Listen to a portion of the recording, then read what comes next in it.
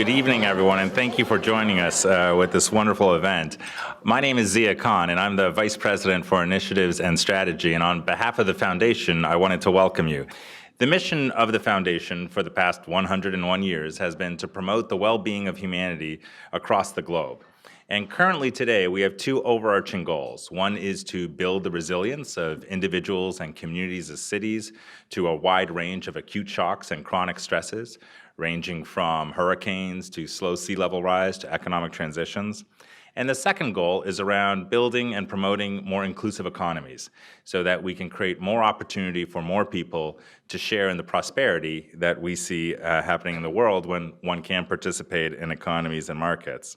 And we really try and think about the Bellagio in two categories. One is helping shape thinking, and the other is to help shape action. And we try and organize those activities around our four focus areas, which sit below our goals.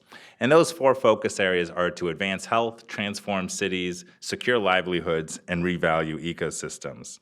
Now, let me introduce the person who helps run the programming of all this space, Claudia Yuch, who's our Managing Director and Associate Vice President at the Foundation.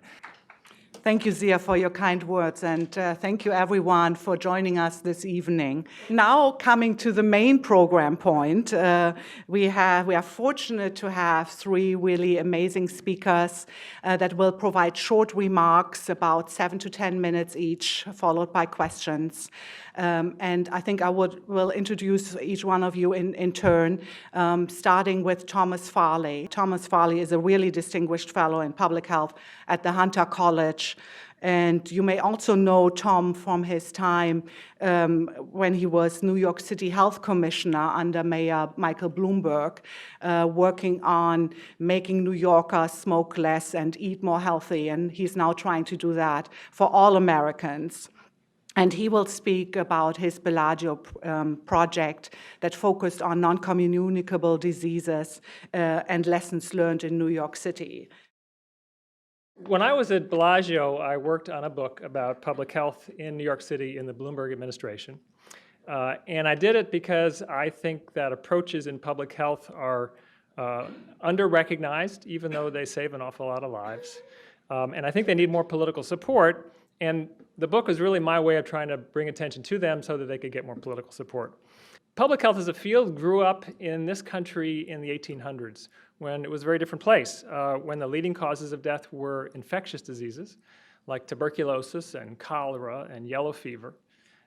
This was the early days of the Industrial Revolution, and people were really, for the first time in human history, crowding in very large numbers in cities. And so this was a perfect breeding ground for spreads of infectious diseases. So fast forward to today, and our health problems are distinctly different. We are no longer dying in great numbers from these epidemic infectious diseases. Our killer diseases now are chronic diseases, or what people are referring to as non-communicable diseases, like heart disease and stroke and cancer and diabetes. This, by the way, is not just a problem here in New York City and not just a problem in the US, but it's a problem globally, even in developing countries. And those diseases are caused in large part by unhealthy behaviors, like smoking, and unhealthy diet, and physical inactivity, and excess alcohol consumption. So the book is a story about things we did in particular on smoking, such as the smoke-free air rule, those hard-hitting ads that you see on television, things we did more recently in retail stores, banning discounting on cigarettes and raising the legal sales age to 21. They're about the things we did on food, such as banning trans fat in restaurants and putting those calorie counts on the menu boards of chain restaurants, and the things we did on sugary drinks. Overall, the public health work during the Bloomberg administration was a big success. Smoking rates fell by about a third.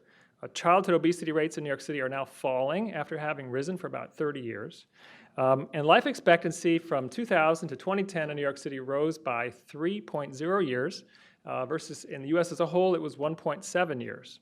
The book sort of running through it there are three themes. First, that this was about how a health department or an organization transforms itself to a new situation. It had to reinvent itself for the new problem. It required new skills, new people, new activities. It's also about the politics of public health, about how when we wanted to save lives through prevention, we were inevitably drawn into conflict with the tobacco companies, with the retailers, and with the food companies. And it's also about how New York City became a model for public health. Many of the things we did here have spread around the country and to a certain extent around the world. My time in Bellagio was really hugely helpful in writing this.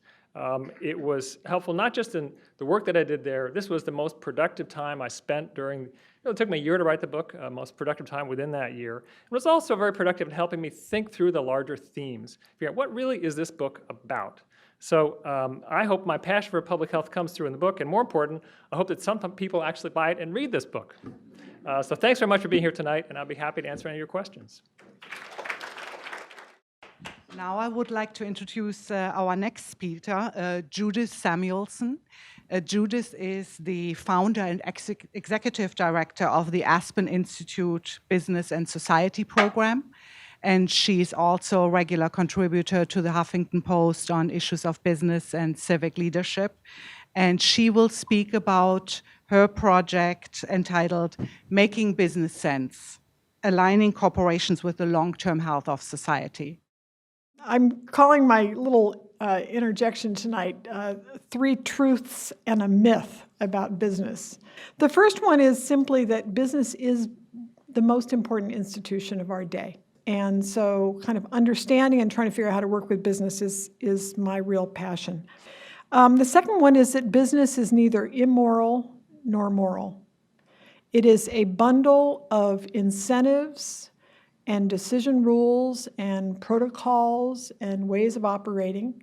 And if we want business to be aligned with the long-term health of society, we have to think about how those function. Wouldn't it be great if business was always thinking about what makes sense for society? And there are some fundamental rocks in the road that kind of keep that from being true.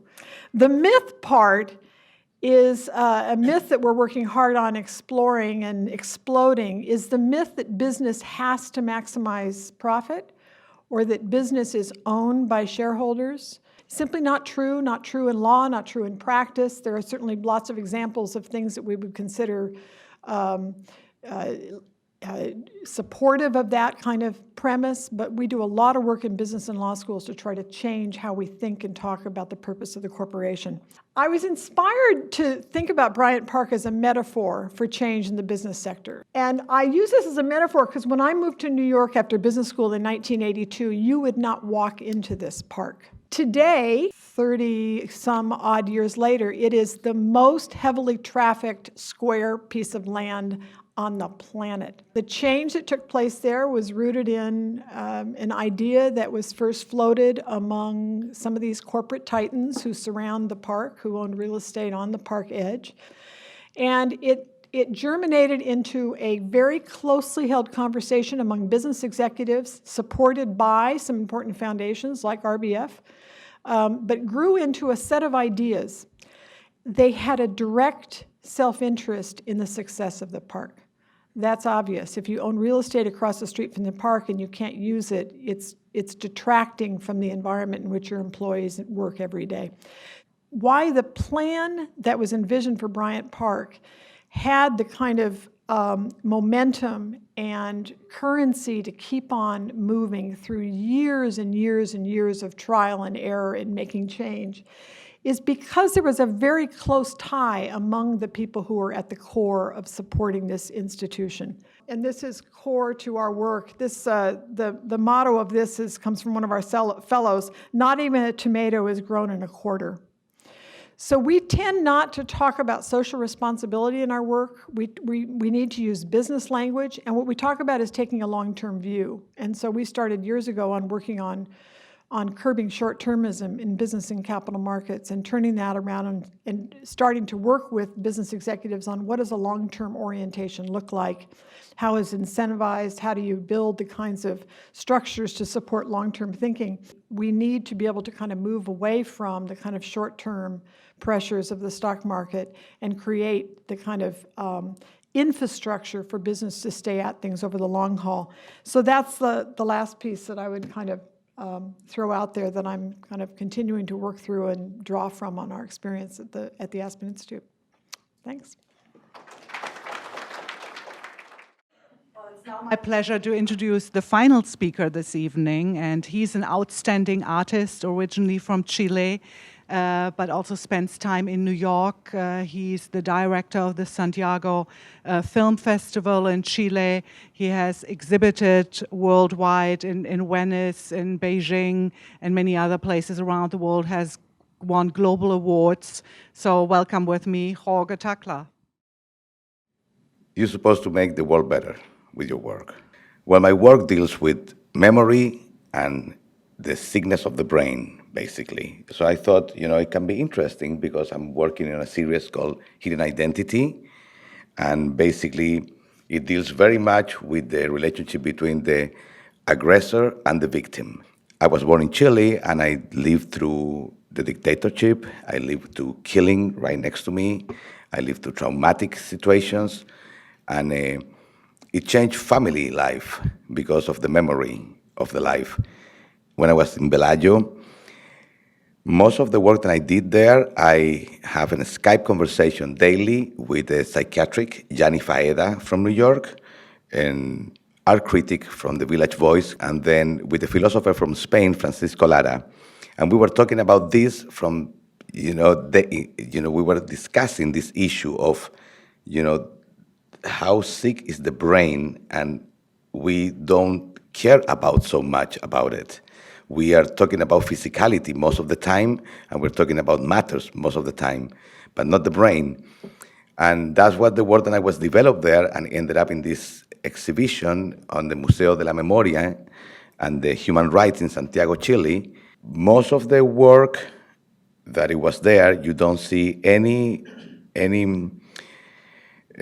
images of human. You just see buildings.